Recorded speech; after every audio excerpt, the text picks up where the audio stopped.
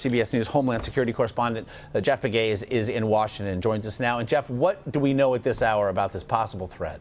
Well, law enforcement officials tell us that they are getting intelligence which suggests that al-Qaeda may be planning a strike here in the U.S. Now, the information has not been corroborated, but investigators here in the U.S. are reaching out to counterterrorism officials in those states and really across the country to ensure that they are aware of this information and they are trying to assess its intelligence. But a senior law enforcement official is telling us that this is a threat that they are taking seriously. We have not heard much about or really from al-Qaeda in years recent, perhaps in part because of the rise of the Islamic State. So what to make then of the fact that this, again, threat comes from al-Qaeda?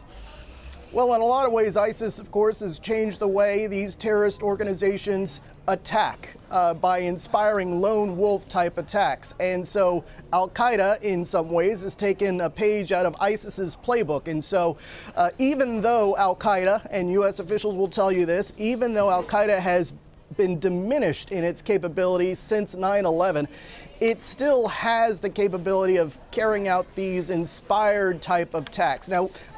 Now, we don't know if that's what this is. Again, investigators are still trying to assess the credibility of this threat, but al-Qaeda still has the capability of attacking the U.S. Maybe not wide-scale attacks, large attacks like we saw in 9/11, but they still have that capability.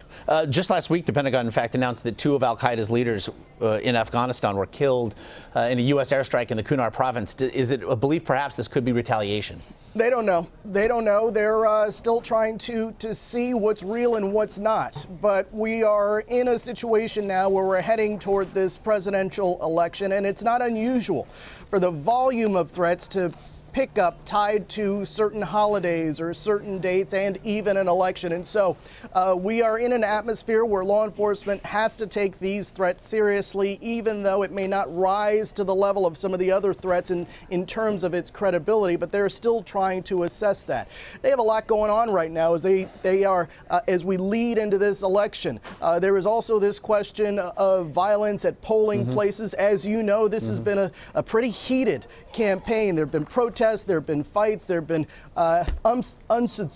unsubstantiated, allegations of a rigged election. And so emotions are high, and law enforcement is paying attention to social media, trying to separate fact from fiction in terms of some of the threats that they're seeing there. They're still trying to determine, especially in the social media realm, what is just talk and what is credible in terms of threats. And again, as news warrants, I know you'll have updates for us. Jeff Pegues in Washington, we do thank you.